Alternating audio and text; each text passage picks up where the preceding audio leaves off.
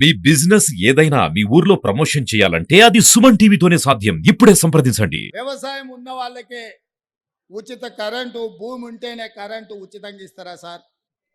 భూమి లేని పేద వాళ్లకు ఇంటి కరెంటు బిల్లులు ఉన్న ఆస్తి అమ్ముకునే పరిస్థితి ఉందని మా పాదయాత్రలో చెప్పింది.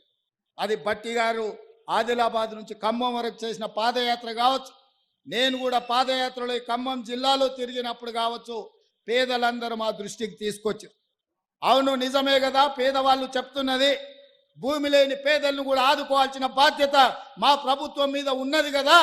అందుకే ఇందిరమ్మ రాజ్యంలో ప్రతి పేదవాడికి మేలు జరగాలి అంటే ప్రతి తెల్ల రేషన్ కార్డు ఉన్న పేదవాడి ఇంటికి 200 యూనిట్లు ఉచిత కరెంటు ఇవ్వాలని, 0 బిల్లులు మీ ఇంటికి పంపాలని, మీ కళ్ళల్లో వెలుగులు, మీ గుండెల్లో ఆనందం చూడాలని విద్యుత్ శాఖ మంత్రిగా బట్టి విక్రమార్క గారు 0 బిల్లులు ఇచ్చి ఇవాళ పేదల ఇండ్లకు ఉచిత కరెంటు పథకాన్ని అమలు చేసిన మిత్రులారా. ఈ 4 పథకాలే కాదు, ఈరోజు మీ నాయకుడు పొంగులేటి శ్రీనివాసరెడ్డి గారి ఆధ్వర్యంలో ఉన్న గృహ నిర్మాణ శాఖలో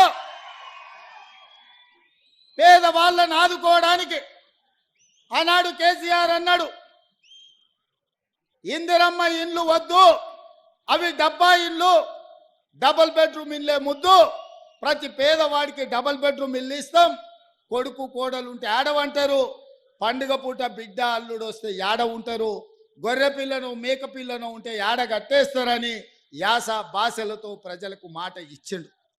మరి 10 ఏళ్ళల్లో ఈడున్న అందరిని గ్రామాలలో ఆడుతున్నా, మీకు ఎవరికైనా డబుల్ బెడ్రూమ్ ఇల్లు ఇచ్చిండా?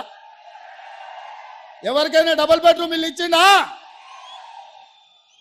మరి ఎవరికి డబుల్ బెడ్రూమ్ ఇవ్వకపోతే 10 ఏళ్ళు ఈ ప్రజలు ఇల్లు లేకుండా ఉండాల్సిందేనా?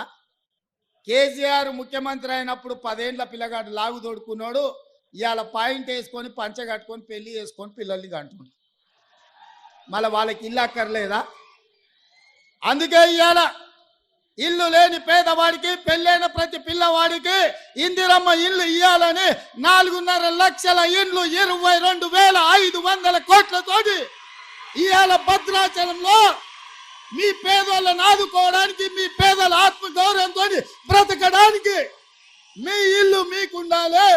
మీ ఇంటి ముందల మీరు కూర్చేసుకొని కాళ్ళ మీద కాలేసుకొని కూర్చోవాలి అని ఇవాళ ఇందిరమ్మ ఇండ్ల పథకాన్ని ఇవాళ మీ ప్రాంతంలో ఖమ్మం జిల్లాలో ప్రారంభించిన మిత్రులారా. ఇవాళ మేం మంచి చేస్తుంటే